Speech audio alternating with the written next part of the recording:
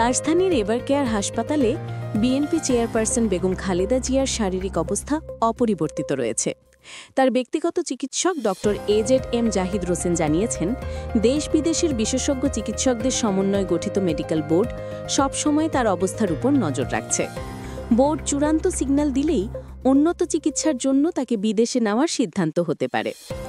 হাসপাতালের বাইরে দিনভর উদ্বেগ আর উৎকণ্ঠায় অপেক্ষা করেন বিএনপি নেতাকর্মী ও সাধারণ মানুষ। এ সময় খালেদা জিয়ার শারীরিক অবস্থা নিয়ে নানা গুজব ছড়িয়ে পড়ে। তবে চিকিৎসক জাহিদ হোসেন জানান, গত ৩ দিন ধরে বেগম জিয়া একই অবস্থায় আছেন এবং তিনি চিকিৎসায় সাড়া দিচ্ছেন। এই মেডিকেল ভাষায় এটিকে বলা হচ্ছে মেইনটেনিং দ্য ট্রিটমেন্ট, অর্থাৎ চিকিৎসার প্রতিক্রিয়া স্থিতিশীল। অন্যদিকে গুলশানে বিএনপি চেয়ারপারসনের কার্যালয়ে সংবাদ সম্মেলনে দলের মহাসচিব মির্জা ফখরুল ইসলাম আলমগীর বলেছেন, মেডিকেল বোর্ড বেগম জিয়াকে বিদেশে নেওয়ার প্রয়োজনীয়তার কথা জানালেও তার বর্তমান শারীরিক অবস্থা বিদেশ যাত্রার উপযোগী নয়। তিনি বলেন, গণতন্ত্রের মাতা দেশনেত্রী বেগম খালেদা জিয়াকে বিদেশে নেওয়া জরুরি, কিন্তু তার বর্তমান অবস্থা সেই ধরনের ভ্রমণের উপযোগী নয়।